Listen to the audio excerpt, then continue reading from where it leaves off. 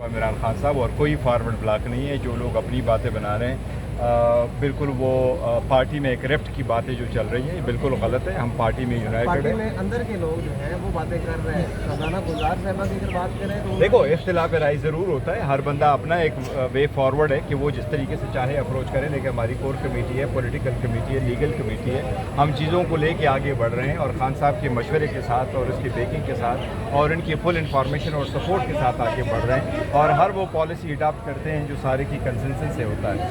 अब इसमें अगर कोई बंदा इंटरनली इख्तिलाफ करे उसका राइट है, लेकिन जब फैसला ले लेते हैं that is the decision of the party. आ रहा है कि उस दिन जो अदालत साहब ने साहब हुआ है उस अपना उमर अयूब साहब के साथ, वो भी मामला शरद अल-मर्रत के खाते में नहीं, देखो ये इवन वो भी गलत है, बिल्कुल गलत रिपोर्ट किया है जिसकी रिपोर्ट बिल्कुल खान के पास नहीं जा रहा है। हमारे वर्कर होते हैं, समटाइम ऐसे होता ही रहता है। अगर आप पार्टी हैं उसमें कोई लीडरशिप है, आपके पास कोई पोजीशन है तो ये वर्करों की तरफ से समटाइम आ जाता है, नथिंग लाइक इट।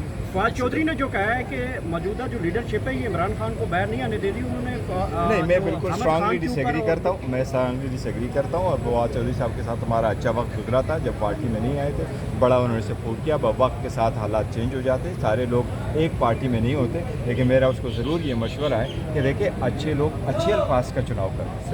अब कभी लीडरशिप में ऐसे इंशाअल्लाह ताला क्यों नहीं, देखो हम